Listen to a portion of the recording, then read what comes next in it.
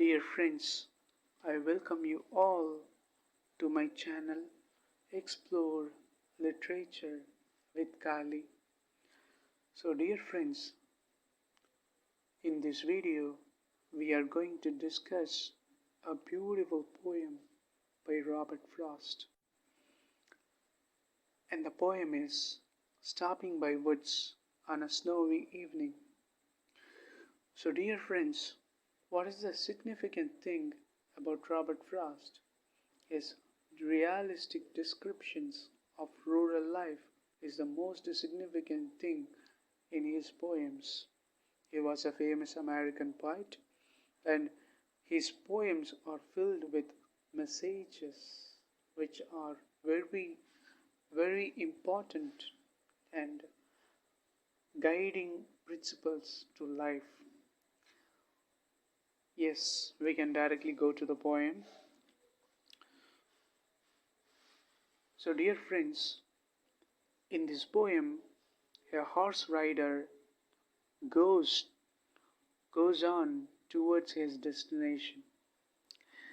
In the meantime, while proceeding towards his destination, he was about to come across a place which is filled with beautiful woods. And he stops his horse there and he enjoys the beauty of that woods. And he is aware that the owner of the woods is not there. And the owner is in somewhere far from that woods. And the owner of that woods don't know that a strange horse rider is enjoying the beauty of his woods. So later the place give so happy and satisfaction to the horse rider. He really enjoys the beauty of that place, but that place does not give the beauty, the satisfaction, the same beauty, the same satisfaction to the horse as it gave it to the horse rider. The horse never enjoys the satisfaction as the horse rider enjoys that place. The horse seems to be restless because it puzzles that where it stands, where its rider stopped it. So it puzzles because the place is filled with darkness and snow, and the horse could not get the glimpses of where it stands.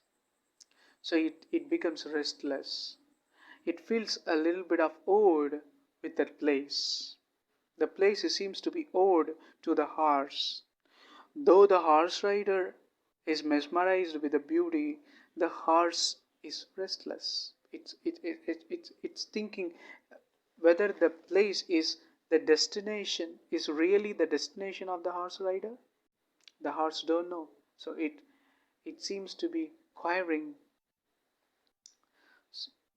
It becomes restless. So it starts to shake the harness bells.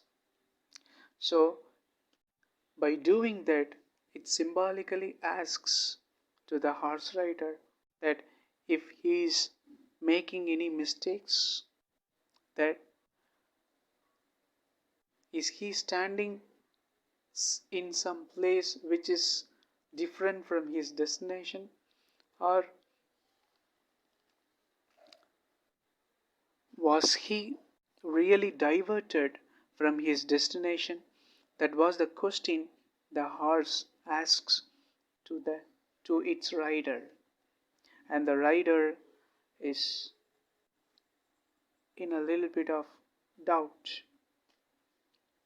He can only hear the sounds of the wind which sweeps the place, which touches the snow, and that wind touches the trees of that place and it makes some noise.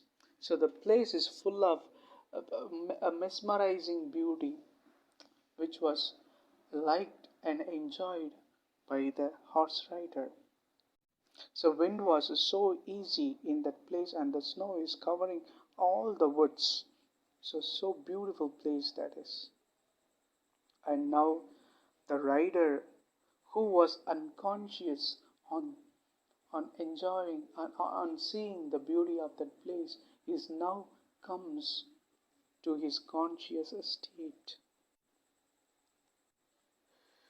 He says, "The woods are lovely, dark and deep, but I have promises to keep, and miles to go before I sleep, and miles to go before I sleep."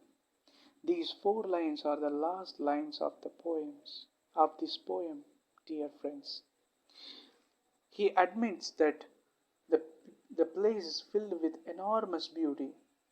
The place is so beautiful, the woods are so beautiful, lovely, dark and deep, and he enjoys that place.